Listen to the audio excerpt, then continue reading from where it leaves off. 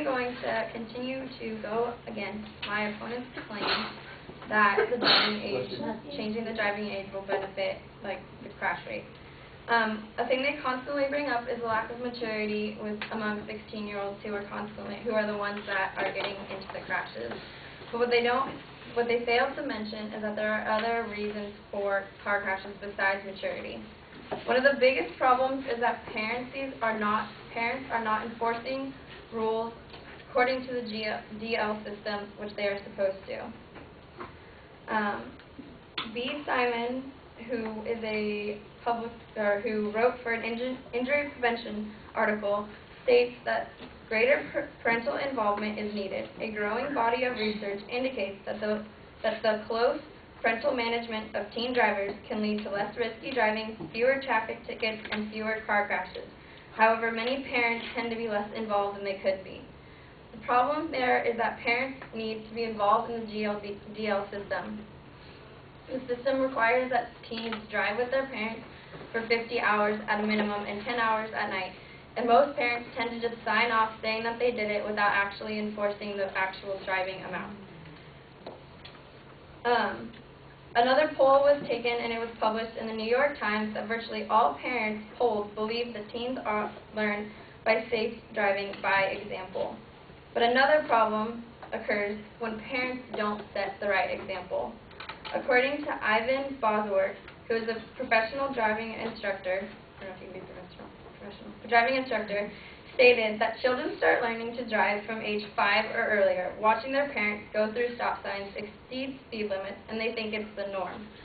Parents need to start making an impact on their teens when they're learning to drive from an early age. Parents who just go about their daily driving don't think about children who are in the car, watching them drive and learning how to drive based on example.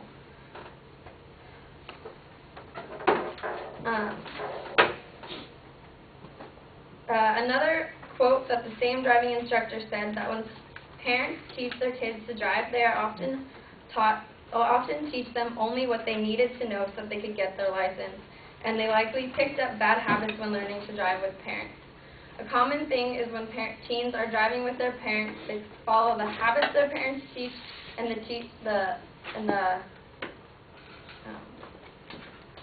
the rules that their parents only enforce to pass a license, when in reality they're not necessarily enforcing looking in your mirrors at all time and other risky and watching the road constantly. They're focused more on the speed limit and stop sign use as opposed to watching your surroundings to make sure that you're looking for all things that could happen on the road. Another statement that the same driving instructors talked about, due to the lack of parent involvement, is that it should be compulsory for learner drivers to have lessons with a driving instructor. A driving instructor will provide the proper information that all drivers need to know, whereas parents often are failing to show all of it.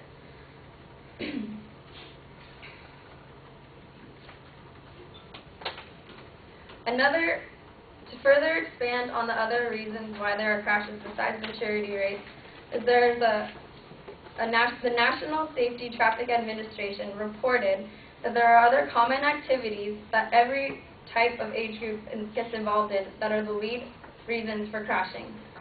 81% of crashes involve with talking to passengers. 68% of crashes involve when the driver is playing with the radio or a CD. 49% of crashes involve when the driver is eating or drinking, and 25% of crashes are involved when someone is on the cell phone. None of these involve maturity or age. These are things that can happen to people of all age groups, especially moms who are driving around children. They are the ones most likely to be talking to passengers and the ones that are getting in accidents. Lastly, to talk about different disadvantages that will occur if the law is moved to 18. It is stated by National New York Region that over 5 million teens under 18 are involved in the workforce.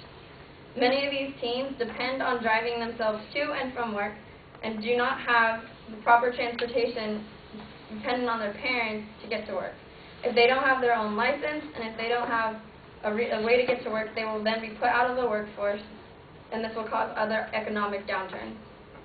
There was a girl from my work who used to walk 2 hours to work and 2 hours from work every single day because she did not have the proper means to drive to work. She would then work 8-hour days. So if she is involved just to work an 8-hour day, it becomes 12 because she has to walk to and from work. If you continue to move the license age up to 18, you're either going to have kids not working or they're going to be like this girl from my work who walked 2 hours from work, which is a complete disadvantage. I hope you now see why there are problems with moving the driving age up to 18.